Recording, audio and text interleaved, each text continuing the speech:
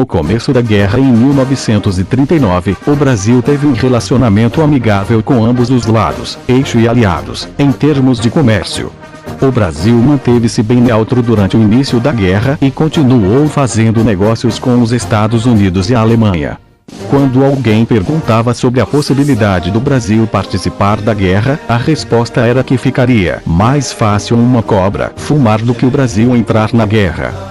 Este plano de ficar completamente neutro mudou no início de 1942, quando os Estados Unidos convenceram o presidente Getúlio Vargas a deixá-los utilizar a ilha de Fernando de Noronha e a costa nordestina como escala para os navios americanos a caminho para o norte da África.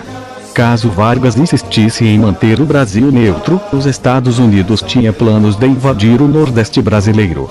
Após alguns meses deste acordo com os Estados Unidos, Alemanha e Itália iniciaram uma série de torpedeamentos que afundaram vários navios mercantes brasileiros. Entre os dias 15 e 17 de agosto de 1942, 5 navios foram afundados pelo submarino alemão U-507, resultando na morte de mais de 600 civis. Às 19h12 do dia 15 de agosto, o primeiro torpedo acertou o navio Baependim, a caminho do Recife partindo da Bahia. Às 21h03 do mesmo dia, o mesmo submarino alemão disparou contra o Araraquara. O próximo ataque foi ao Aníbal Benévolo, às 4h13 da madrugada do dia seguinte, enquanto os passageiros dormiam. Mais tarde, no mesmo dia, durante o almoço, o Itagiba recebeu uma explosão, originada pelo mesmo submarino. O último ataque foi realizado na tarde do dia 17 de agosto, afundando o Arará, que estava viajando de Salvador para Santos.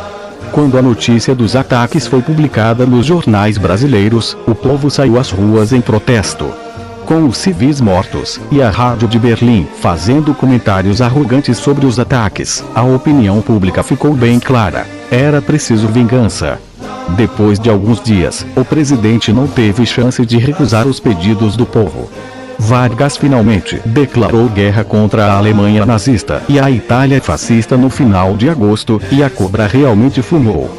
Durante a época de neutralidade, o exército brasileiro não havia se preparado e precisava de várias mudanças para ficar pronto para combater na Grande Guerra na Europa, onde aconteceram alguns dos maiores avanços em tecnologia de guerra.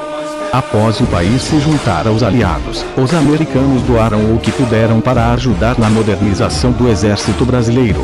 O Brasil recebeu artilharia, veículos e, é claro, tanques, incluindo o M4 Sherman, o M3 Lee e o M3 Stuart. Além de estar mal equipado, o Brasil também não tinha a técnica e métodos de treinamento modernos que outros exércitos estavam utilizando em combate. Então, os Estados Unidos também forneceram treinamento e táticas para as Forças Armadas brasileiras.